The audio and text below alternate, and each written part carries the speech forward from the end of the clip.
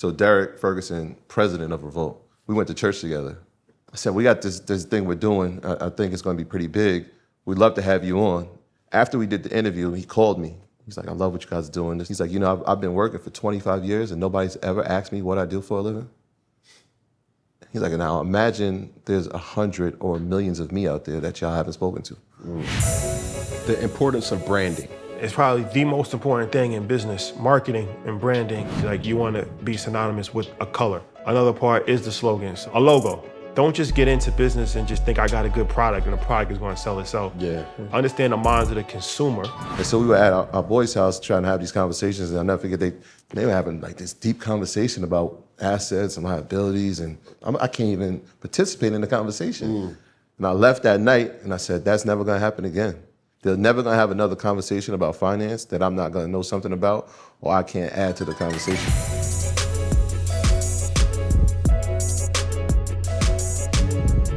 Yo, what are you doing? I'm giving you unbelievable content for the masses. And you just gonna keep it to yourself? Do me a favor, tap that red button right there, subscribe, and it literally takes no time. Try it and see what happens. Yo, what's good, what's poppin'? What it is, what it ain't, what it could be, what it should be, what it would be.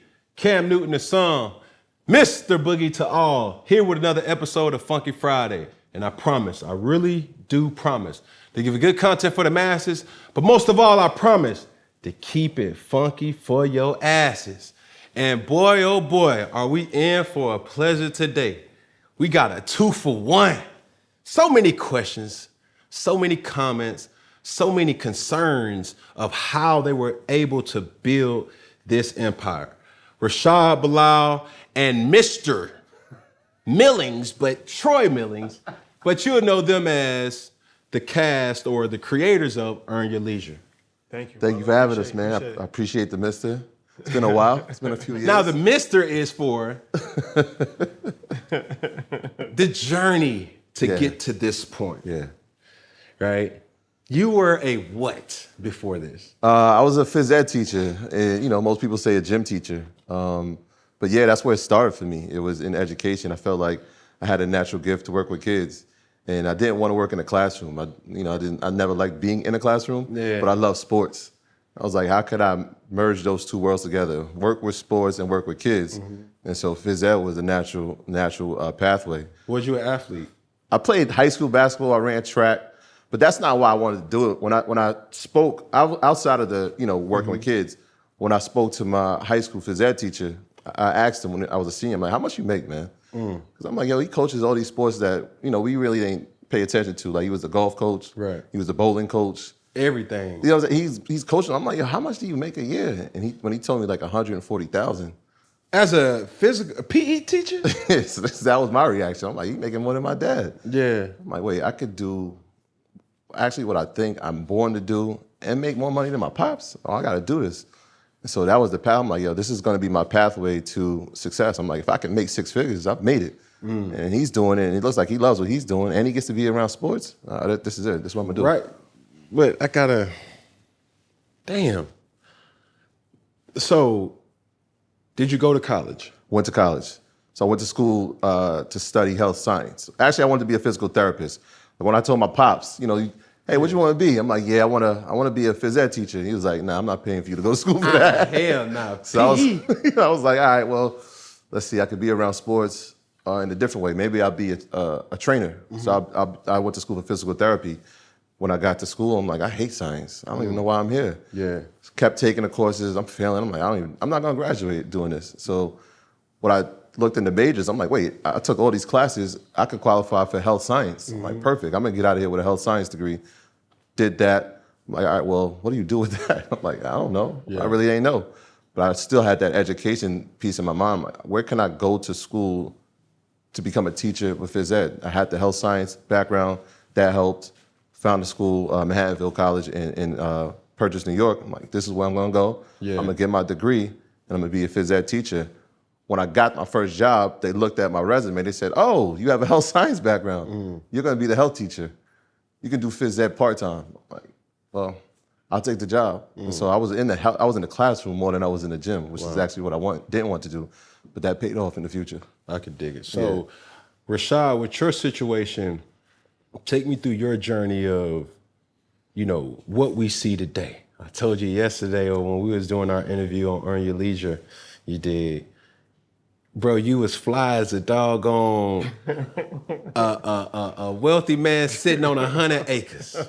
My boy had a silk bathrobe, what it looked like, but it had to be something. You know what I'm saying? Like, I'm looking at y'all now, I'm seeing like nails manicured, got the, the Nautilus on, you see what I'm saying, for those, paddock, watch connoisseurs out there. It's just something like, you dig what I'm saying? I'm seeing a Rolex, I'm seeing the doggone Van Cleefs. Yeah. Like, the whole aesthetic is there. What was your journey like? So growing up, I always played sports. That was my first passion. Was like I wanted to be an athlete, like most kids in the neighborhood. So basketball, playing basketball every single day, like going to basketball camps, AAU tournaments, everything. Every single day, just playing basketball, working out, trainers, all that type of stuff. And also, I always had a passion for business since I was a kid. Like watching movies. Like Wall Street, like the original Wall Street movie and Barbarians at the Gate. Like I used to just watch movies when I was a kid. And I always was like fascinated by people that worked on Wall Street. Like that was just fascinating for me.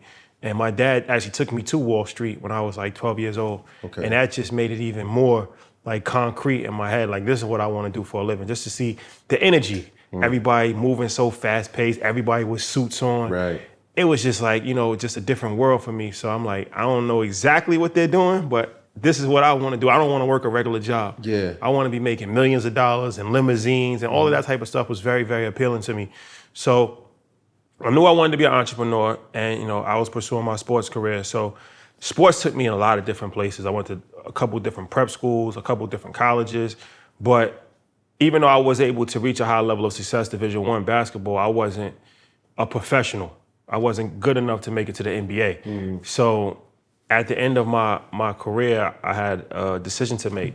Either go overseas, Germany, and I would have had to start like a mid-low level and kind of work my way up. So, overseas is a grind. A lot of people look at it like, oh, it's so glamorous to be able to go to a different country and make a lot of money. But most of the guys overseas aren't making that much money. Like a couple $1,000s a month, like living with a roommate, like, you know what I'm saying? Yeah. Like it's difficult. Language barriers, just culture barriers and all that. It's a grind. So I'm sure you could relate it. At some point you kind of get burnt out. And I had been playing basketball my whole life and, just tendonitis in my knee, having to warm up for an hour before I played. And I just kind of lost the passion for it. So I'm like, I can continue to keep playing, but I'm 20-something years old now.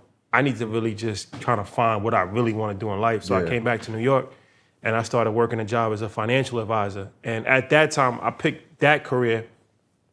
My dad guided me because he was doing it before as far as like selling life insurance, stuff like that, commission-based job. But that was the one area that I could work in the financial services and kind of like have my own schedule, be my own boss without having a background in finance. I didn't go to school for business. Okay. But doing what I was doing, all you had to do was really pass a couple of tests. I had to pass my life insurance test. I had to pass a securities test to be able to sell like mutual funds. And then they would hire you because it's such a high turnover rate that most people don't make it.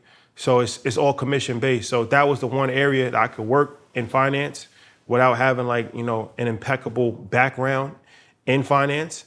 And I did it. And I was doing that for 12 years. And fast forward to where we are now, Earn Your Leisure. So I'm seeing right here in my notes, right? You were the VP of your family's wealth management firm, right? The Bilal Group.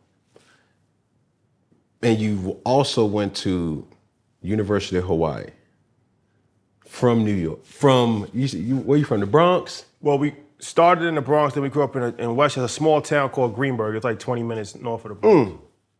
So some would say you came from a solid foundation. Yeah, for sure. You dig what I'm saying?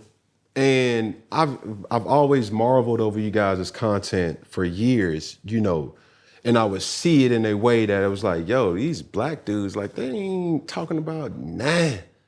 But they talking about something. Hold on, what they say? You know what I'm saying? It's like, yo, what the hell is going on here? You feel me? Like, but from your journey, like having all this insight of dad taking you to Wall Street, coming from that business, acumen, so to speak, how did it morph you into knowing like, yo, like this is something that I really need to take serious? Nah, it was definitely a blessing. We come from like a working class environment, but one of the things that I had over my friends was that my dad was an entrepreneur. Mm-hmm. So that was something that was definitely a blessing for sure, because I got to see the good and bad sides. Like, being an entrepreneur, there's bad sides as well. Like sometimes you don't get paid. Sometimes you think something is coming and then it doesn't come, but you still got to pay your rent. You still got to pay your mortgage. You still got to pay your employees. So there's a lot of stress with being an entrepreneur. But I always admired that he didn't have to work a regular job. Like, you know what I mean? Like, he had enough courage to actually go out and try to make it happen. And he could, take a day off if he wanted to. He can go. He'd take me to basketball. His schedule, he would work it around his family. So that was something that was always like, I always admired that. So that was definitely a motivational factor for me. And I was able to understand business as well from that standpoint, where, like I said, most of my friends and my counterparts, their parents just worked regular jobs, right? Mm-hmm. So they never got to even experience entrepreneurship. It was never even on their radar. So I definitely had an advantage from seeing that in the household. And that's something that's very important, I think, for no matter what you do, your children's gonna watch. Even, you don't necessarily have to drill it into their head, but kids are very observant. So sponges. They just watch what you're doing. They don't always take to it, but at the very least, they see and they process it. So that was something that I think it was definitely beneficial. Man, it's crazy because like something as simple as that. Like, I took a journey and started growing my hair, and I see my children now, how I play with my hair. Like when I'm playing basketball or training or, playing football or tennis or whatever, I put my hair up. Hey, it's because you don't want your shit to be flying in your face. I see my children trying to put their hair up too. You know what I'm saying? Like my boys, right? And we live in a time now where men with long hair is accepted. It was accepted back in the 70s and the 80s, but they would wear fros, you know what I'm saying? It wasn't dreadlocks. Yeah. So, like, I see my children just taking on that. Like, they wear bandanas and put it around their neck, and they do this and they do that, all off of what they see, And they're always observant of actions, tones, what you say. What will you learn that from?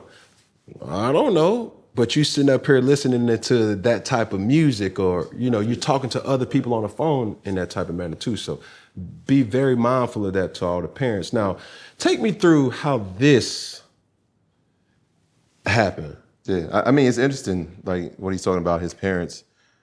I come from a completely opposite end of the spectrum. Like, I'm first generation. It's like, even you talking about hair, like my family's from Jamaica. And so they tried to assimilate with American culture. So it was, keep your hair cut. Like, even when I had a high top, my grandmother would be like, no, your hair's too high. Like real Jamaicans. Like real Jamaicans. They were like, nah, you got to keep it clean cut. Like, even our names are like... Like Bamba Clyde Jamaican. My father more so. My mom is like super like clean cut. But my dad, he got that little side to him. But like, I didn't have that. Like, my parents worked for years. My dad worked for 42 years. I couldn't tell you what he did. But I couldn't tell you. But what I did see was, like, I did see his dad coming to the games when we were in high school. I did see him, being able to find a career right outside of coming from college. Like, that's a pathway. And I was like, yo, that's crazy. Like, I get to see what it is to be an entrepreneur, but I get to see what it is being a parent as well. So our story meets in high school. Okay. Like I'm 2 years older than him, so we met kind of in middle school. And he was in middle school. I was going into junior high, and everybody knew him. Right, everybody knew him because I lived in the neighborhood, but I went to a different school. And we got cast to do this movie called Eddie with Whoopi Goldberg. Like, we were extras. Like, we got to go to... Hold on, what was that? Yeah, that was me. Hold on, press pause. No. We didn't make it to the final cut. We made the final cut. They had us go to the garden. So there's a scene where Whoopi's coming down in the garden and she's running down. They select her to be the coach. And people start applauding. And so we were the kids on the court they were applauding. Whoopi wasn't there, but they were applauding us. And so, I mean, that's the first time we ever got paid to do anything. But everybody knew who he was. And he didn't know who I was. I didn't know who but we actually lived in the same complex. I had seen him around a few times. And so they would like gravitate to him like, yo, Rashad. I'm like, who is this kid? Like, I don't know him. All right, everybody likes him. he's with me now. Like I like him too because he already has an establishment with everybody. I'm kind of new to the school a little bit. Yeah. I'm rocking with him. And then our brothers was the same age. You know what I'm saying? So we had that bond. But we had commonalities. Like we liked the same music. We were kind of like we were good students. We weren't great students. Yeah. You know, I'm more of a people person. He's kind of reserved. And so it kind of balanced in that way. Yeah. And so that's always been our relationship since we were like 13 years old. You know, like we grew up together. We became fathers at the same time. Wow. You know what I mean? I watched him graduate. He watched me get married. We were raising our kids. They're the same age. And so we've always had that bond. We created businesses together. Yeah. And so there was a real brotherhood before there was any business, right? And so that we were able to balance those type of things, the mutual respect for each other, a value system, following morals and standards. And that has just continued into business. But the origin is, we grew up in the same neighborhood. Yeah, Rashad, take me through the first business venture y'all went on together. Yo, what's good? What's poppin'? Hey, stop what you're doing right now. We're coming to Atlanta, Georgia, December 19th. Me and my constituent, Brandon Marshall. You love Funky Friday, right? I know I do. But you ain't never experienced Funky Friday live. You ain't never experienced I Am Athlete live. That's what we get with I Am Iconic. We're talking about mental health. We're talking about sports. We're talking about everything up under the sun. We give you an opportunity to talk to. You don't want to miss it. And for you not to miss it, just hit the link below and get your tickets today. It was a few. I think the first one that I can remember that I was involved in was a company, and it was meant to like revolutionize DJing. So it was called Jock Drive, and our other partner at that time, he was like heavy into the music business. So he had the idea of like DJs having their sets virtually in the cloud. So like, there's like crews of different DJs. And so it's like, instead of them sharing music, all of this idea actually came to fruition later on. Other people actually did it. So we had a good idea, we just didn't know how to implement it. Execute. So we wanted to create an app for DJs where they can actually just share their sets with each other and virtually like within a minute.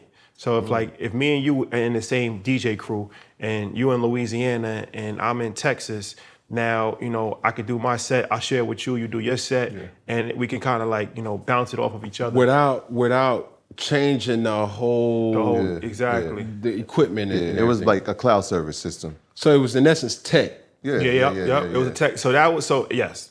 So we learned a lot of valuable lessons. So it was an app, but we had no idea how to build an app. So we started researching how to build an app. This is what year? What year is this? 2000 and Maybe 15? 15, something like that. Yeah. So did the app. We found out that it was going to cost like $150,000 to build the app in America. At that time, we didn't have $150,000. So we realized that you can do it in India for a lot cheaper. A lot of the apps get developed in India. They're very smart when it comes to technology. They speak English, so it's easy to communicate. There's not a language barrier. So we start working with developers in India, and they was going to do it for $30,000 as opposed to $150,000 that we got quoted for in America. So we're like, all right, we do have $30,000. Like, let's do that. That was a big mistake. So, yeah. But why though? All right, so a few different things. We learned that no disrespect to the Indian culture, but I didn't know a variety of different things that I found out. They take holidays. We have a holiday for a day. They have holidays for 3 weeks, 2 weeks. So it's like 2 weeks we're not communicating. Then they come. It's sabbaticals. Like they don't. Yeah, like I'm coming back in. It's October. I'm coming back in. I'm going to November. Like on some real Wyclefs.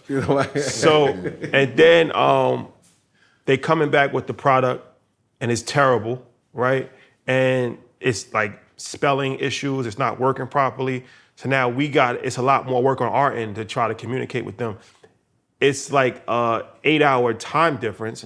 So we got to wake up at 4:00 in the morning to have these WhatsApp calls with them in their afternoon time. Then we realized that there was no checks and balances, right?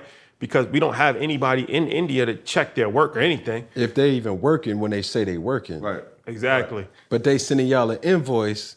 We work. Exactly. It's the lawyer effect. Man, I worked on your behalf for 12 hours. Exactly. Man, you was in your kitchen. Yeah, but what happens when they stop communicating? No way.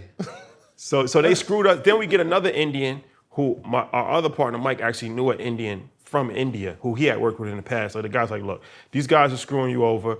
I'm at like 2 hours away. I'll go to them and, tell them like, yo, just pay for my travel to go out there. My travel gonna be like $5,000. Pay for his travel. He Going to November 2. Ran off with the plug. He ran off on the plug. So it's just hustles after hustles after hustle. Like we just getting hustled left and right, like from these Indians, and I'm just like, oh man, to the point where it was just like, yo, we ran out of money. We paid like $35,000 total, have no product, have nothing. Frustration, nothing to show for it. We got his lessons learned. So that was scrapped after that debacle. Yeah. So go ahead. No, I was gonna say that's important, right? Because people will see Earn Your Leisure, they think, oh, success. But no, we've had failures. What didn't happen is that we never stopped believing in each other. Yeah. And so Mike, our other partner, that was his thing. Like he had expertise in that field, cloud service and DJing. He had already been in that field. It wasn't, all right, well, that failed. Like we can't believe in you anymore. We don't trust in you. We never stopped saying, all right, let's keep being innovative. Let's figure out what the next thing is going to be. And we still did it with the core people who started that one. So when I see this dynamic today, right, what was you guys' earlier influences to say, I mean, I hear dad, I hear, just having a healthy ecosystem of yearning and learning, right? Yeah. What was that early influence? Who was it? What was it? And how do you kind of lean into it to be inspired? For me, it was athletes, right? So like I didn't see what my dad was doing, like I said. So I had to watch sports, entertainers. And so watching athletes, but going deeper than what they were doing on the field or on the court. Right. When they were getting contracts, I was looking at the contracts and how they were being broken down. I was figuring out who their agents were. When it came to entertainers, I was looking at the deals. I'm looking at them like, how did they structure this? Right. Who was that? And so like guys like Jay and Puff and Master P at the time and Russell Simmons. I mean, just watching these guys ascend to a certain level of success, it was like, wait, how could they do this? How did they do this? They're entrepreneurs. They created their own business. And they had the things we wanted, right? Like they had the big homes, they had the nice cars, clothes, they had it all. Yeah. Those are the things that we are valuing. And so I'm like, yes, I didn't know anybody in business that was doing that. I watched Evander Holyfield get paid. I watched Jordan get $36 million in a year. I'm like, this is how we got to do it. I never thought there would be somebody in business that could show me that because that's what I wasn't surrounded by. So it was definitely reading about how those athletes were getting structured. Later on, I got to get around finance because of my peers. So he was an entrepreneur. He had a background where he was familiar with finance. And I'll never forget, there was a moment when I graduated college and we were having this meeting of like, what are we gonna do with our lives? Like, you gotta grow up fast. Now what? Right. Once you finish college, it's like, you're an adult. You're you're thrown out. Yeah, it's over. Like, you're not visiting home no more. Right. Man. You're not staying at home, you're visiting. Right? When you started at 18, you were a high school graduate. When you finish, you're a full-fledged adult. You got to figure your life out. Right. And so we were at our boys' house trying to have these conversations, and I'll never forget, they were talking about this book, Rich Dad, Poor Dad. Yeah. They were having like this deep conversation about assets and liabilities and how we need to, acquire real estate. And I'm sitting there like, I never even read this book. I can't even participate in the conversation. And I left that night and I said, that's never gonna happen again.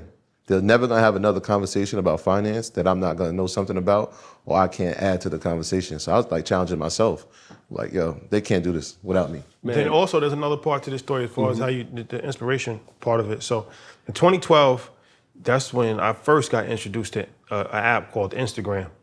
And at that time, Instagram had started as pictures, and it was only for iPhone users. And it was something that a friend of mine had introduced me to, and it was kind of like taking the world by storm, but it was still like underground. Everybody wasn't up on Instagram. Yeah, it's still Facebook, MySpace, Wave. Yeah, exactly. So it was like Instagram was like the new wave. So I'm like, okay. So like everybody, created an Instagram profile and really, got hooked on Instagram. He was on Instagram, going, putting pictures up, doing what everybody was doing at that time.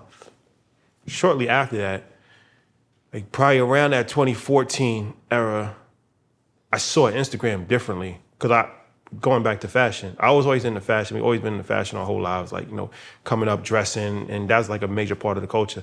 So I started following this fashion blog called Fashion Climax. And it was interesting to me because the page had like 1 million followers, and back then 1 million followers was like it was really a big deal. That was more important than having a blue check. That was before there the wasn't blue even check. blue There checks. wasn't Right. blue checks. Yeah. So Fashion Climax. So I started following the page, and it was a lookbook. You know, like they would post like what you have on now, right? And it'd be like, okay, shoes, Van, Pinterest. something like that. Exactly, right? So I'm like, all right, you know, this is pretty dope. I get to see, you know, get fashion inspo. Also, I wasn't really looking at it for anything other than that. Then I started to just look a little bit more into it, and I'm like, oh, I seen a business model. There was this girl from Miami that was running the page, and I saw what she was doing. So she would take like up and coming designers. Like, let's say I did this tracksuit for you, right? And then it's like, all right, in the caption, she would put the person's Instagram page, and like, so it was a very subtle ad, soft sell. Before there was a word called influencer, before there was paid ads, AdSense, I saw what she was doing. I'm like, oh, I get it. They're paying her to promote on her page, and it's a very soft sell, and she's driving traffic to those pages. So I'm like, I don't know how much they was paying her, but I'm just doing the numbers, and I'm like, all right, she got 1 million followers. So I'm assuming it's way less than if I tried to advertise with the New York Times or CNN to reach 1 million people. Same impact though. Same impact, especially back then, because back then you could reach, if you had 1 million followers, you could reach 1 million people. Yeah. It wasn't like now you got the algorithm and it's cutting it. Yeah. But like you said, same impact. So I'm just like, damn, that's crazy. Like this is a wave for people to advertise and make money on social media for a lot less. And then even the overhead and to build the infrastructure like that, you can't reach 1 million people in any other vertical other than social media. So it was like, oh, this is actually a business. This isn't just for fun. That's another business that we started. So from that, we had the inspiration to start a page called Fashion Wave. Yeah. Fashion Wave. And it was the same thing. It was like a copycat approach. We wanted to do a lookbook. We was gonna build it just like how she built it, where we was gonna build the followers and then reach out to small businesses, boutiques, and then get them to pay for us to advertise, and that was going to be the play.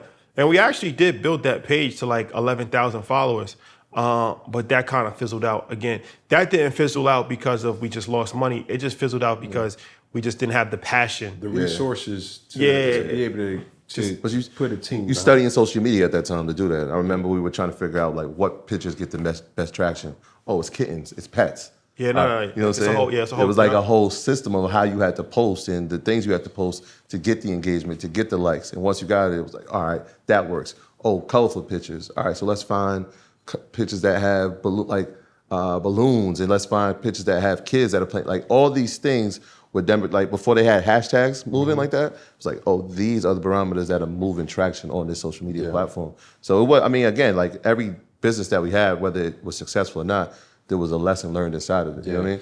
Man, but what I was going to say is, once you reach a certain age, right, to that rich dad, poor dad model, personally, you have to ask yourself, are the people who I'm pouring into versus the people who's pouring to me, are they assets or liabilities, right?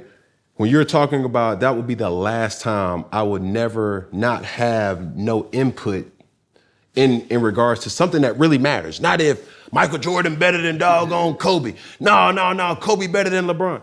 Those are opinionated, frivolous conversation. you see what I'm saying? It's discretionary to whoever's speaking it, right? But when you talk about certain things that matter, I'm like, bro, like, I can't be talking to you like we still 21, bro. Like, I got kids now, you know what I'm saying? Like, how are you fulfilling my humanitarian needs in a way that it's just not surface level stuff, you know? Which leads me to my next point we see you guys now on this platform of Earn Your Leisure, right? I'm curious to know the partnership with REVOLT. Shout out to that, right? And really, how did that even come about? REVOLT, shout out to REVOLT. So REVOLT, we have a lot of different ties. Derek Ferguson, he was the CFO for Bad Boy. And president for REVOLT, during the like highlight of Bad Boy's empire. And they have a relationship. Him and Troy have a relationship. Yeah. And he also used to work with Revolt as well. So we interviewed him early on Earn Your Leisure. Like he was in like the first probably 6 months of us doing the show. Let me take it right there though, because it's important. This is important. So Derek Ferguson, COO of Bad Boy at the time, but president of Revolt. We went to church together. So I knew him through church. I didn't really know what he did professionally until like I sat down with him. But when we came up with that idea for the DJ cloud service, I presented it to him because I knew he worked in music. Correct. And he looked at me, he looked at the presentation, and he was kind of like, nah, this is cool, but y'all need some work. It's a good idea, but it needs some work. And he kind of like was dismissive about it. And so I was like, damn, I blew my shot. Like, this is a guy who's in this industry. I blew my shot. It's not gonna work. So when we were doing Earn Your Leisure, the next thing I was gonna present to him was, oh, I want you to be on the show. And I was kind of apprehensive because of a past failure. The trauma. I didn't want to do this again. So I said, we got this thing we're doing. I think it's gonna be pretty big. We'd love to have you on. And the first thing he said to me was like, sure, let's schedule it. After we did the interview, he called me. He's like, I love what you guys are doing. You got something special here. He's like, you know, I've been working for 25 years and nobody's ever asked me what I do for a living. Wow. He's like, now imagine there's 100 or millions of me out there that y'all haven't spoken to. I was like, wow. So that church relationship led to a professional relationship. And our goal at the time was like, you're the president of Revolt. Yeah. How can we make this thing work? And he's like, Y'all first episode, hold on, keep your thought. Yeah. Y'all first episode was what year? January 2019. 2019, okay. Yeah. And so he was like, listen, when y'all do this the right way and continue grinding how y'all are, don't worry, Revolt will be everybody's gonna come calling. Don't worry about just Revolt. Like, you gotta be prepared for everybody to call. The field of dreams mentality. If you build it, they'll come. He said, that's how important the work that you're doing is. He's like, I've seen this happen. Y'all are creating a white space for yourselves. He's like, I've seen it happen with Puff a few times. He did it with Bad Boy. He did it with Sean John. He did it with Ciroc, and he's done it with Revolt. And that's what you're doing with Earn Your Leisure. Y'all don't know it yet, but trust me, everybody's coming to call. So, yeah, he was definitely integral. There's another person that's extremely important in this situation, and his name is Dion Graham. So he's Diddy's right-hand man. Like, he's with Diddy almost every day. And a variety, anything that Diddy's involved with, Dion's involved with as well. So Dion and I have a mutual friend that was connecting us. And I'll never forget, we was in Miami one day, and our mutual friend, he had a podcast, and they were shooting, and I did his podcast. And we were shooting his podcast in like Hollywood, Florida. It was like 45 minutes north of Miami in a small apartment. This is why it's very important to always go to an opportunity, because you never know. I didn't know what was gonna come of that. I just told him I would do the show. So I'm like, I'm gonna keep my word, I'm gonna do it. So we drove 45 minutes. He came to pick me up, we drove 45 minutes, and we did it. And Dion was there, just chilling. And I had first met Dion. And Dion was a big fan of what we had going on. And he's like, yo, we gotta get y'all to work with Revolt. And I'm like, all right, cool, let's do it. I didn't really know, like, you know, people say stuff all the time. Right. But he was very integral in pitching the idea to Diddy himself, because him and Diddy have a very personal relationship. So he, you know, got that on board, and then a variety of different things start to happen. We were supposed to do something before the pandemic, and then the pandemic happened, and then everybody stopped shooting. So we just kept doing our thing. And then after the pandemic, it was time to revisit the conversation. We kind of had the idea to do like an MTV style crib thing, but around business. So like even when we went to your restaurant, right, it was like, all right, we just don't want to interview people. Earn Your Leisure is a show every single week where we interview people in kind of the same setting, controlled environment. But if we're gonna do something different, let's do something different. So let's do something in like, okay, we go to Rick Ross's house, or we go to your restaurant, or we go to T.I.'s Trap Museum. Like now we can highlight different entrepreneurs that are celebrities on their own, but now they're moving into the entrepreneur space, but do it in a different element. You get to see visually, it's a different experience. So that was something that, you know, was different. But the Revolt thing, there's a bigger conversation there. So previously, in order to become like extremely successful in the media space, you have to fall under a corporate umbrella. Like, if we tried to do what we did 10 years ago, it would be impossible. Like, you would have to work at CNBC as a correspondent and then work your way up, or like sports programs, right? You would have to be a sports broadcaster for NBC or ESPN and then kind of work your way up that corporate ladder. With podcasting and content creation and social media, it changed that dynamic. So now independents have more leverage and more power because you're able to create content at an extremely low cost and reach a very large group of people. Same impact. Right. That's something that the cell phone, that changed the game with that. The problem is that you're still limited to how far you can really go, right? You could be extremely huge on YouTube, extremely popular podcast, but in order to break that barrier over into mainstream, corporate still has a tight grip on that, right? But now, being that you have the leverage as an independent, now you can come in and do partnerships. So it's not like I'm working for you, let's do a partnership or let's do a one-off show. So that's something that we saw early, and we have done that with iHeartRadio. So we were on iHeart for a couple of years for our show. We still maintained our independence. We still maintained our ownership. How though? So just going into the deal, well, one thing about iHeart, they never tried to own the show. But Black Effect. what's under iHeart? Yeah, under iHeart, yeah. So, but Charlamagne. to answer your question directly, we signed a 2-year deal with iHeart where they distributed our audio, and they had the rights for the ads, and then we had a ad split with them. And then after that 2 years, we had the option whether we wanted to continue with them or whether we wanted to go our own way, which we didn't continue when we went our own way. But the iHeart thing was beneficial because during that 2-year time frame, we go on the Breakfast Club 5 times. They putting us on national ads across all of their channels, Correct. right? We're developing great relationships with their talent booking agency, which got us Steve Harvey. So it's helping us grow our brand. Correct. REVOLT, similar situation, right? We also have corporate relationships with United Masters, which United Masters, now they have a marketing arm called Translation. So they work with different corporations. So they bring in Ally, and Ally is a sponsor to one of our big shows called Market Mondays. Now, we create a franchise with United Masters called Earn Your Masters, sponsored by Ally. This gives us the leverage and the funding to do shows at special events. South by Southwest, New York Fashion Week, Art Basel. That's all through a corporate partner relationship with United Masters and Ally. Yeah. I want to tie something really quickly because the part with the IR situation is interesting because you started out by saying, I don't call it podcasting, I don't call it podcasting. That's something Dame Dash told us early on. Don't call it a podcast, it's a show. And so yeah, they had rights to the audio, but we're on YouTube, right? So everything on YouTube is us. And so the audio that you hear, you can now see, that's completely independent from what you're hearing and the ads that you're hearing from the audio standpoint.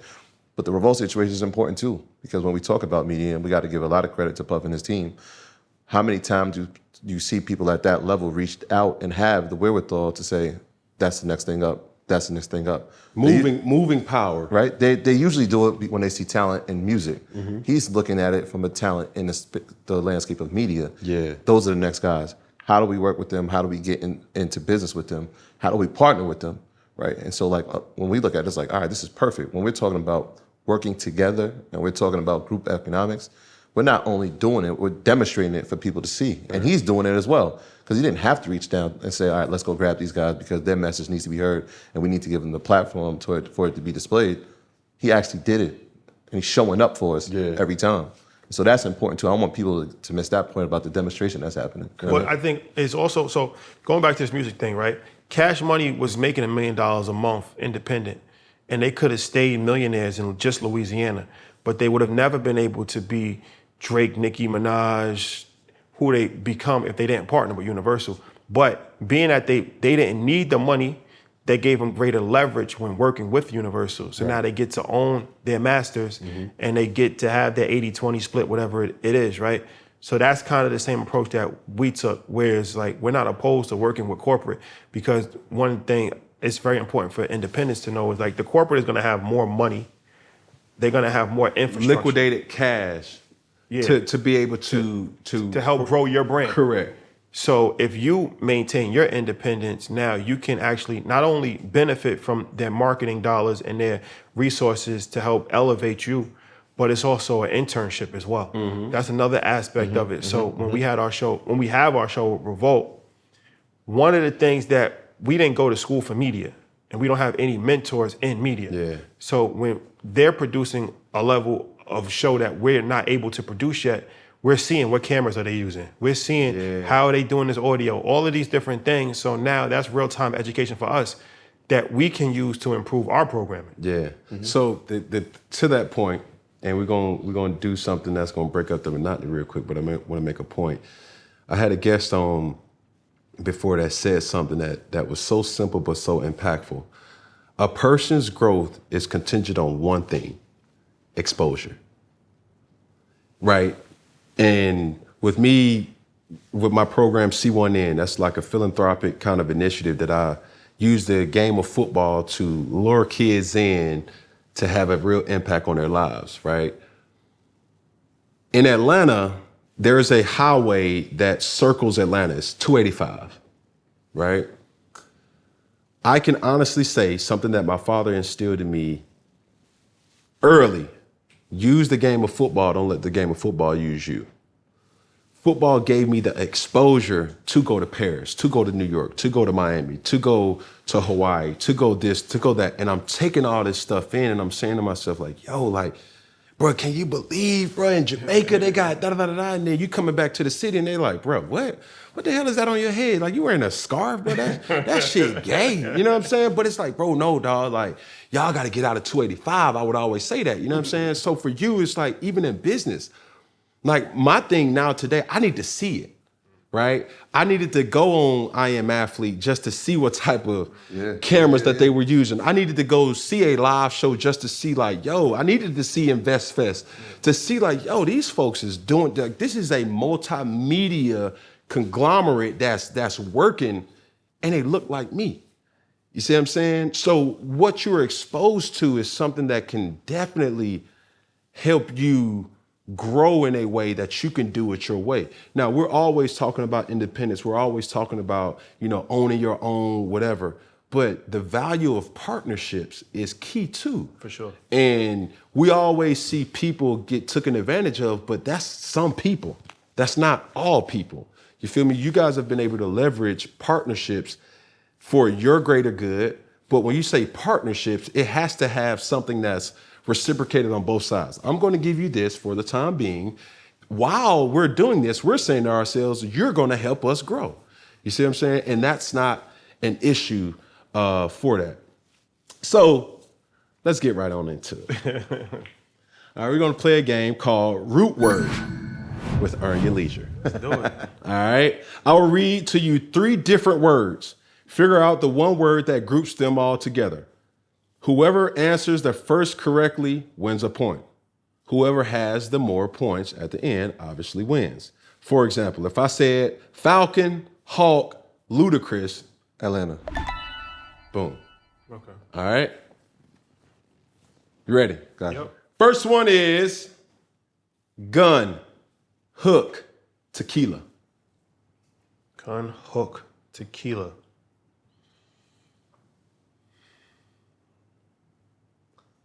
Gun, hook, Alcohol? tequila. No. No. Gun, hook, and tequila. Hook like a musical hook or just any hook?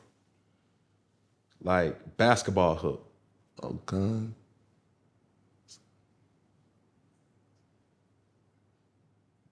You want the answer or you want to come back to it? Yeah, what's the answer? What's the answer? Shot. Shot.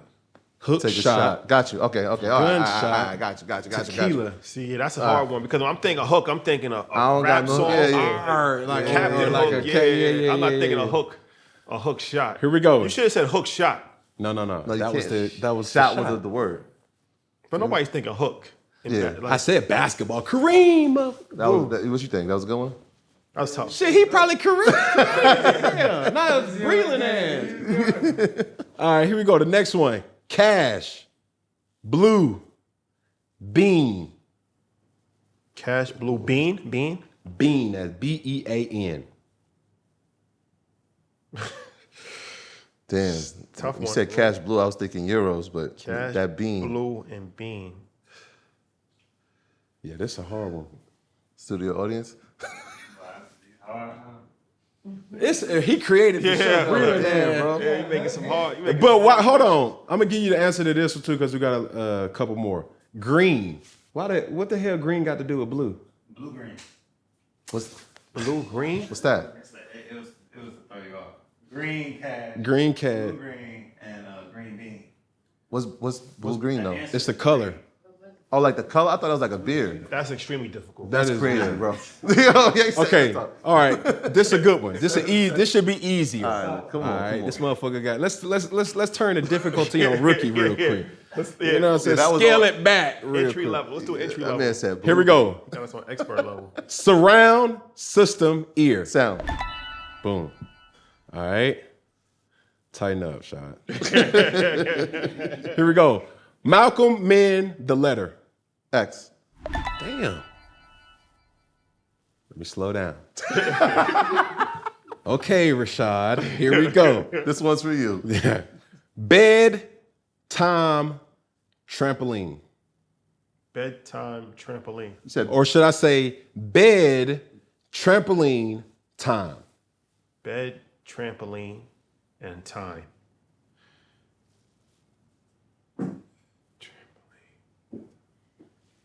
Spring? That's a good one. I I ain't was about say to it. give you. I I was about to didn't give you say a ball. I You did. knew that one? I did, but I ain't say it. Let's turn it up just a little bit more. Here we Going go. into all pro. Ounces, wizard, doctor. Ounces, wizard, doctor.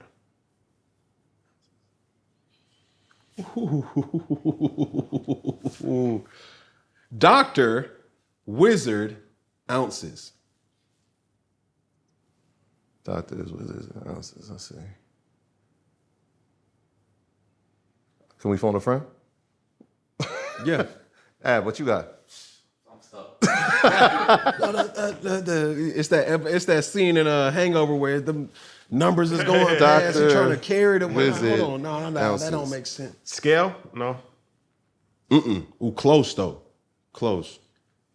I'm sticking. Doctor, Doctor, wizard. wizards. You want to come back to it, or you want me to give you the answer? What's the answer? Give me a hint to how many letters. Is it Two letters. Ivy.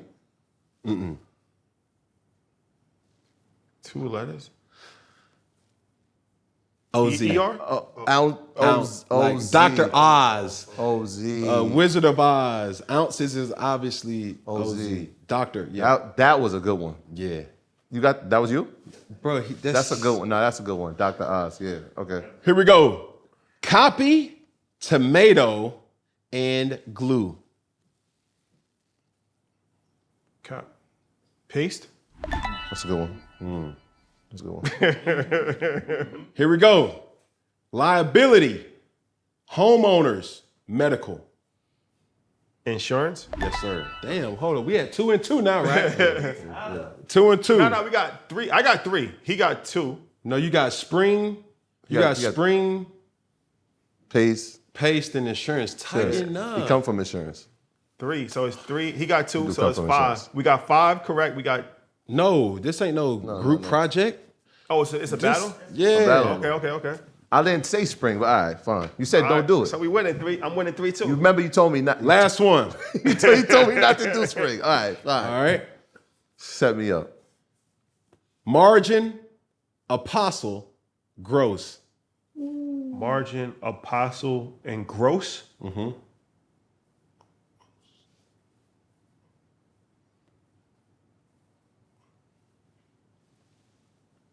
Profit? I was gonna say disciple, but it's not that. Profit. Yeah, Profit. there it is. There you have it, ladies and There it gentlemen. is. You know, just with a little tender love and care. Rashad, you know what I'm saying? Started off a little slow, but you know, had to pick up momentum. There you go. That's important. It's not how you start, it's how you finish. That's how you finish. Life This is lesson. a lesson on being a team player, yo. Life lesson. Yo, this is crazy. That's what she said. All right, no. So as you was talking before we went into the game, you was naming a lot of different IPs, right? And as I say IP, intellectual properties or something that you own outright, right? It could be digitally, it could be in a business, it could be whatever, you know, for the viewer to understand, right? I would say when you look at earn your leisure, assets over liabilities, what's the difference? Between the two? Yes. So assets, I mean, I'll let him give the origin of assets or liabilities, then maybe we'll go into the differences. The show or just the show? Just the difference. Like when I hear that, like what is it? Is earn your leisure assets over liabilities or is the liability? I'll start. Earn Your Leisure is the brand, right? So if we're thinking about, we call it the mothership. Everything comes from underneath that, right? So if we're talking about something that's grown from the roots, the tree, that's Earn Your Leisure. Everything that is built from that, the branches, are different So pieces. the umbrella. This is the umbrella Earn Your is Earn earn Your your leisure. Leisure. Everything that trickles up under the umbrella is. So it's another piece of IP. It's very important to have a tagline in business. This is very important for marketing. If you look at any company, they have a tagline. So Nike's tagline is just do it, right? So when creating tagline that we can put on merch and different things of that nature, Earn Your Leisure is already a name, right? But you need another thing that people can have synonymous with Earn Your Leisure that's not Earn Your Leisure, that you can put on merch, that you can, have just the slang, hashtag, stuff like that, another outside of Earn Your Leisure. So assets over liabilities came. And that, if you can kind of sum up the whole thing, like in 3 words, right? If you can sum up the whole entire movement, everything, that would be what it is. Assets over liabilities. Not to say that liabilities are, terrible. We're not extremists. Like, we have fun. We like to, go out. We might go to the club. You like watches? Yeah. Some may say. But it's all about prioritizing, right? So assets over liabilities. So that was something that when we came out, and especially with the merch, it just hit. Like, people just loved it. And they love the merch. And then, like, a lot of people have even called, like, even when we see Ross, like, he'd be like, yo, assets. He calls us assets over liabilities, not necessarily Earn Your Leisure. Right. The names are too Synonymous. with each other. So when thinking about another show that's different from the type of format as Earn Your Leisure, working with Revolt, assets over liabilities was something that made sense. Because we already had it, people were already synonymous with it. So it's like, all right, let's do that. So what started as a tagline actually turned into its own separate IP, which turned into its own separate media. And even if you look at InvestFest, right? Now, InvestFest is a name of an event, but now that's turned into a whole cultural phenomenon within itself. Which, So to that, when I hear this whole business blueprint or module, right, or model, give me all the IPs that you guys collectively have. So it's Earn Your Leisure, Okay. EYL University, Assets Over Liabilities, InvestFest, Market Mondays. Then we have EYL Network, which is our podcast network, which are all of the shows are under that umbrella. Which is completely different than Revolt. Right. So that's what. So how Revolt sought talent. Now we're in a position where we can seek talent and say that's the next person up. Right. So we get somebody who is doing amazing things in their content area. 19 Keys, high level conversations. Ian Dunlap, our partner on Market Mondays. Oh, these are the next people. All right, let's grab them because if they couldn't get to Revolt, now they can come to us. So I'm gonna simplify for you for the viewer, right? The umbrella is Earn Your Leisure. Absolutely. The mantra is assets over liabilities, but don't get that confused with that also being an arm on the umbrella. You have Earn Your Leisure, the podcast, right, that is in partnership with Revolt. No. So, all right, so there's the tree, right? If it's a tree. Earn Your Leisure is... The bark. It gets a little complicated because Earn Your Leisure is a show, but Earn Your Leisure is also a brand. Okay. So let's look at it from the show standpoint, right? Earn Your Leisure is the flagship show, the first show that we've ever had. That's under Earn Your Leisure Network. So where does Revolt come in at? So Earn Your Leisure Network is, we control Earn Your Leisure Network. Revolt, on the other side, that's completely separate. You guys are in partnership with Revolt. Revolt. For assets over liabilities. For sure.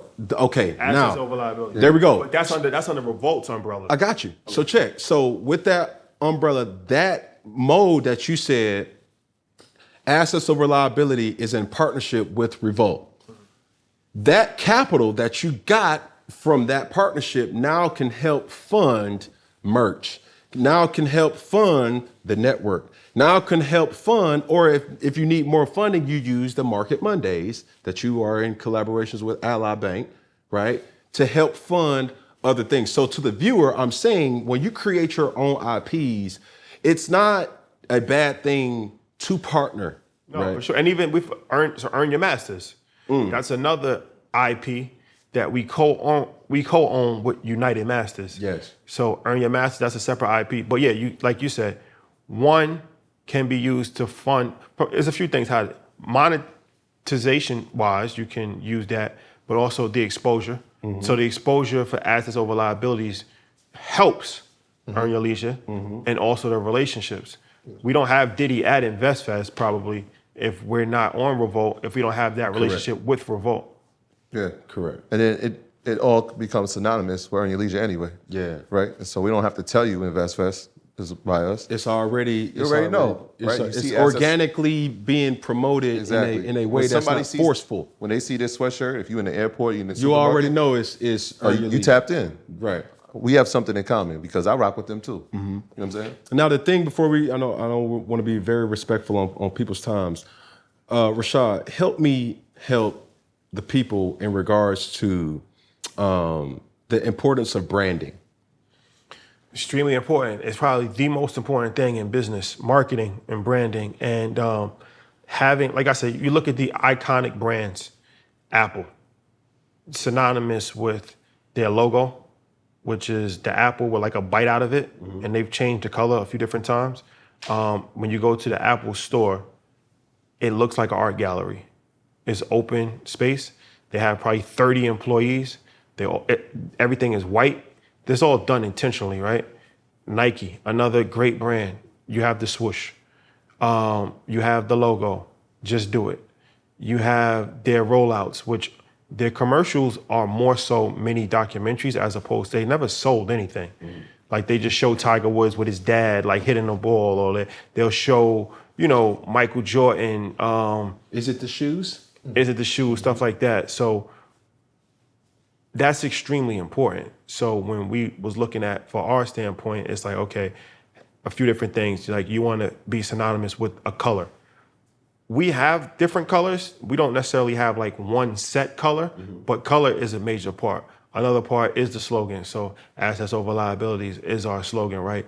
A logo, extremely important. So we have an EYL logo, which has become synonymous with our brand. So even if you don't see anything, if you see that EYL, it's like Wu-Tang. You see that W logo, even if you're 10 years old and you never heard a Wu-Tang album, you still kind of know, oh, that's Wu-Tang. Like, you know what I mean? That's how strong that logo has been for over 30 years. So branding, I think, is something that anybody that gets into business, don't just get into business and just think I got a good product and the product is going to sell itself. Yeah. Understand the minds of the consumer and understand that, marketing, even this, right? This is marketing.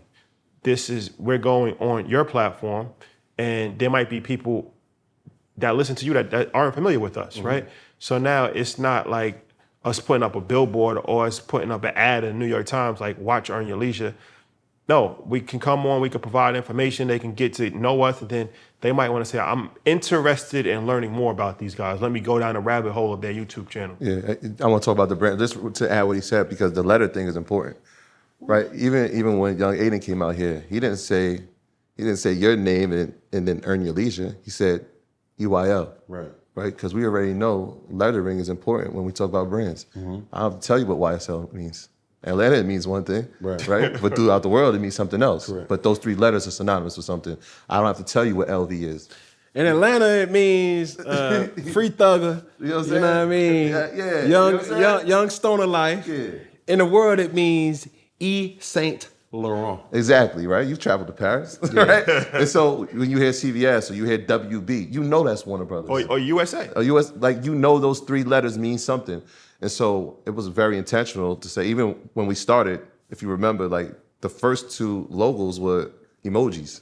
It was our faces until we realized this is a brand. It's bigger than this. Us. Put the stamp on it. So I'll give you one even better.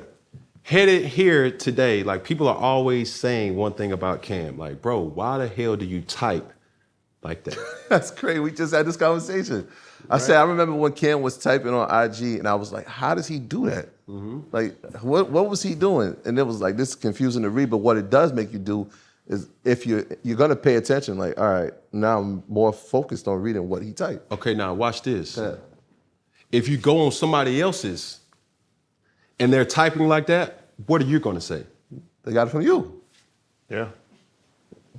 That's a fact. Yeah. You was the first person I seen do it. Hello. Then they start, then they Goodbye. start- But I gave you your flowers yesterday. I'm giving you flowers. But today. listen. Yeah, go ahead. I've had conversations with people that's here today. Yeah. I've had people that work alongside with me. I also have people who I do business with.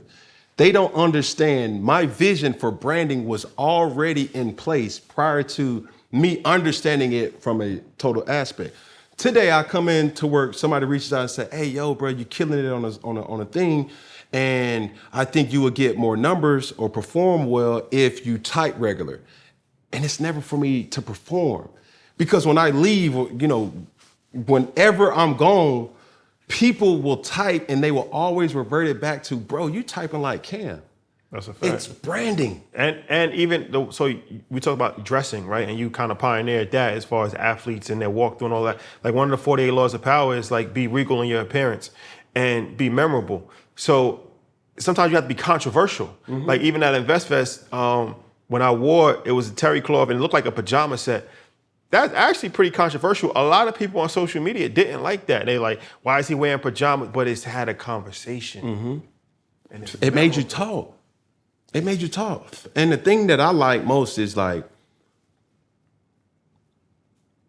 let's debate, not argue, not, you know, you're entitled to your own opinion. And at the end of the day, we're able to agree to disagree. But the thing that promotes sexism, prejudiceness, racism, anything is people aren't willing to debate. Hey, why you dress like that? Hey, why you talk like that? Hey, why you type like that? It's always been a purpose and intentionally driven in a way that I have a vision. So when you see Funky Friday, it has a funky lettering, but it's like, yo, dog, when you see Fellowship, everything is like, yo, like that's funky words. Whether you know I'm affiliated or not, when you see the Cardinal Way, it has this funky lettering. It's like, yo, is Cam a part of this? It's like, when you see all these different things, it's like, yo, like now it's making sense, right? So for people, my thing was never to perform or to do something just for a right now fix. It was for the bigger picture. It's like the brand of Cam steps on the stool or the foundation of being independent, like that strategy on itself. Last question before we get out of here is, what's the most commonly asked questions for you guys in regards to business? business? Or just as a whole, like when people see and recognize who you are, it's like, yo, dog, like from a business owner or a person, whatever. A lot of people ask me all the time, like, you know, I just started my brand, like like what's some steps to me to really get going on social media? Like a lot of people want to know about social media, like how do they get their traction going on social media, or like how can they build a following? A lot of people ask questions in regards to that, and I always tell them, like, you know, originality, consistency, and you have to be able to add value. You know, if you can add value and you can be original, completely different from what everybody else. That's another thing with you. You're different. Like, you know what I mean? Like, it's nobody wants to do what every single other person is doing. Like that doesn't make it unique. Right. But if you can add some alternative, then I think that separates you. Right. And then if you can be consistent, like, you know, from being an athlete, that separates great players from average and good players. Consistency, like, you know what I mean? Like going every single day to the weight room, every single day to practice, every single day early. Like, very few people have that discipline to continue to do that for weeks, years. That's like Kobe, that's LeBron, that's, you know, the highest level of excellence. So Elon, that's Bill, that's, you know what I'm saying? Like all of it. Same question. I think the number one thing I get asked is, what should I invest in? So people watch us on our show, Market Mondays. They hear us talking about investing in stocks, investing in ETFs and indexes. And they always want to know, what should I do? And so, we always tell them the first thing you do is educate yourself on what you're already spending on. But sometimes that might not be a good thing, right? Like if I buy a lot of Nike sneakers, should I be investing in Nike? Well, there's a couple other things you should know, right? You need to know fundamentally, is it a good business to invest in? Do they have debt, right? Do they have operating cash to acquire other companies? And then from a technical standpoint, how is it performed? I always tell people, if you look at a chart, you don't have to be a genius to read it. If the stock is going up, right, there's going to be a point that it's going to come down. When you see it at that midway point, you might want to have something prepared to invest in it. And so we get that question a lot, which is why we have a tour now, right? So we have Market Mondays that goes on tour. We go through, we've been to international cities. We started in LA in March. We did 2 shows in Toronto. We went to London in June. We go into Chicago, and then we ended the year in Ghana because we want to spread that message. Rather than asking, let's show them how to invest. Rather than telling you what to invest, let me show you how you can invest. Because ultimately, your decision is going to be up to you. The education is going to be up to you. We're going to provide information. We're going to provide it. But in the end, it's going to be up to you to pull the trigger and say, all right, I'm comfortable enough to now hear what I've learned and now execute on that information. So that's always the goal. It's the number one question. And it's a good question to have. Great. Because rather than people telling us, hey, what do you think about the Bucks this season? They want to know, like, hey, what do you think about NVIDIA going forward? They want to know, what do you think about Tesla next year?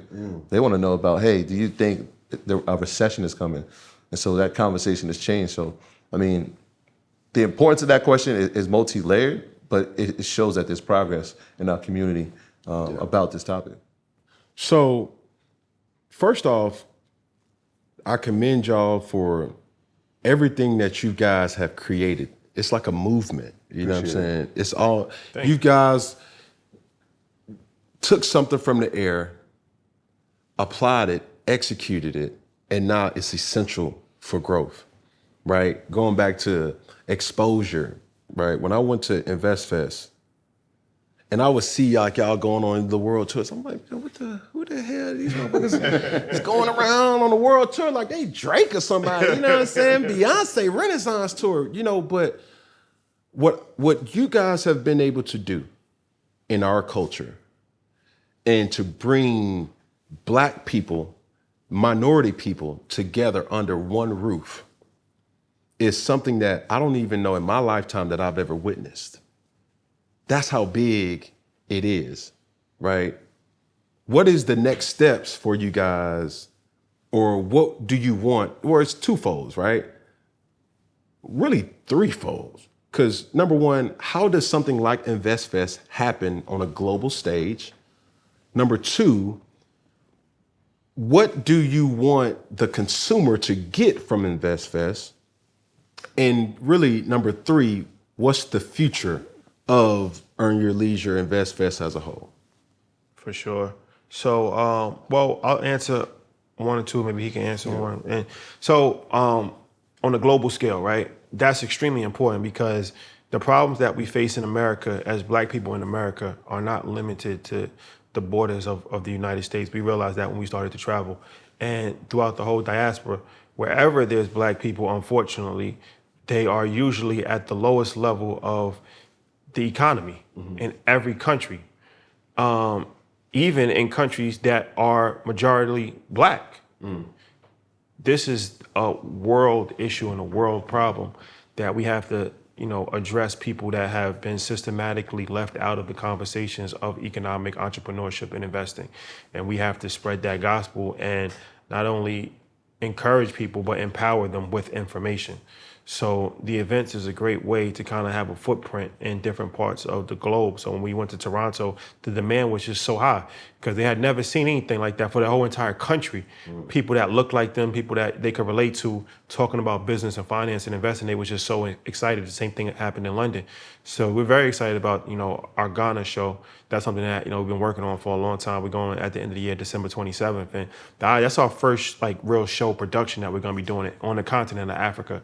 But I feel like if we can use our media presence and our media platform to not only educate people, but also shed light in a different way, positive propaganda. There's been a lot of negative propaganda on Africa for a very long period of time, and that's been done intentionally.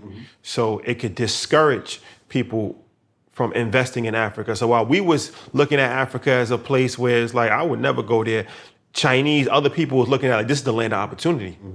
I'm investing billions of dollars here because I know that this is going to be the future. I know what's under the ground. I know the resources that they have, right? So they purposely discouraging us and having infights with us and in African countries and causing division, divide and conquer. So if you can keep us divided and you keep us arguing about a variety of different things in the grand scheme of things that's not important, now that makes it easier for outside people that don't have the best interest in place to continue to do what they've continued to do for thousands of years in a new age of imperialism and colonialism. Yeah. So I feel like it's very important for us to go out there, not only from an education standpoint, but to show a different light, to bridge that gap, to bring people from America to come over. Let's invest in here. Let's start a community. Let's do Airbnb. Let's start homes. Let's start to invest in infrastructure. Like if everybody else can do it, why can't we do it, right? This is where we all come from originally. So let's get reconnected with our roots. So that's something that's extremely important for us on a global scale, is to expand our imprint in other parts of the world. Like I said, the Canada, the UK, but especially on the continent of Africa for sure. Yeah, I think that's important. I mean, we're right here in Atlanta. So we saw what Ted Turner did in terms of media, it's spreading it.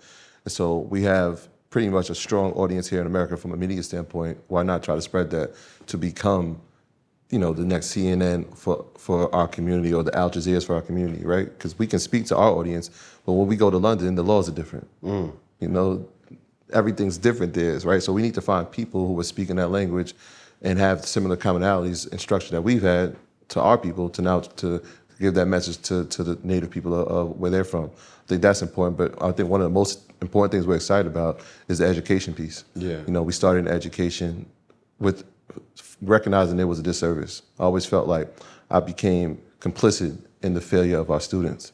And so I was trying to figure out, how do we do this? How can we reverse this? And education outside of the building became that way. Earn Your Leisure became that, teaching students about financial education. And so right now we're working on curriculum that is going to go into schools, right? So now we always talk about the things that kids don't learn. But imagine if they learned about taxes and real estate and home ownership, all these things that you're going to need in life. What if you learned that when you were in 8th grade, 9th grade? Where would you be as a senior in high school? Where would you be in college? Hey, and so, I'm sorry, so bro. That's where we're headed with it, right? Right bro, now, we're working on the curriculum. I'm sorry, bro.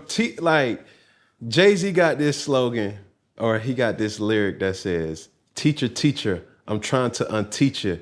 The shit that they teaching you gonna have you all in the bleachers." Right. Like, right. Like, that right there is obviously something that's monumental for the evolution of humanity. You know, having an education to know like all these different curriculums that's in place, but what is helping us teach about the most important quality of life and respect for is capital, money.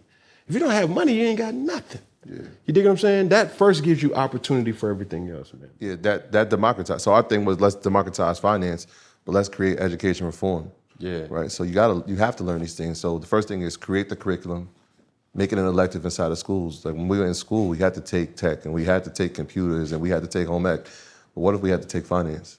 Right? What if that became elective, but now it became a mandated course in order for you to graduate? You had to take PE to graduate. Yeah. Because you need health. You're going to need finance to survive out here. So why is that left out of the conversation? And we live in New York, man. You know, the home of capitalism. And so our thing is like, let's get it in New York City. It has the largest school district in the country. Let's start there. Let's make sure that the city has it. Let's make sure the state has it. And then eventually, let's make sure there's something that's federally mandated. Man, listen, bro. I'm proud. Well, bro. Like, real talk, bro. Just on some real shit.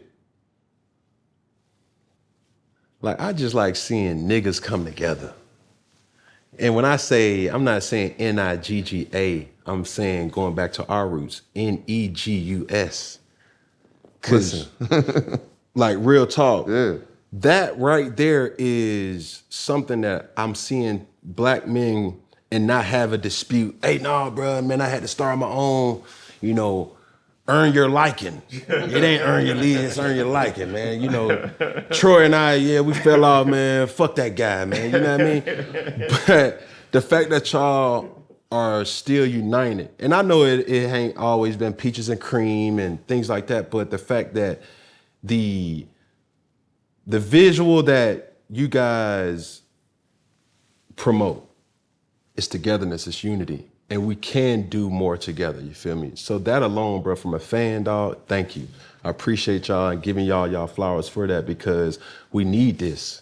We need that. We need more of it, you know what I'm saying? So, yeah, as we end things here, Funky Friday, we're gonna start with this camera in unison, then we're gonna use this camera next, and then we're gonna finish right there. So we all should know what we rocking and rolling and what we Do it. Let's do it. You ready? Let's do it. One finger, one pinky, one thumb, all together, one love. One love. Hold on, man. No. Hell no. That ain't earning it. Goddamn it. Look, here we go. One finger, Oh. one pinky, one thumb, all together, One love. Yes, Lord. Appreciate you, Sersky. bro. Nah.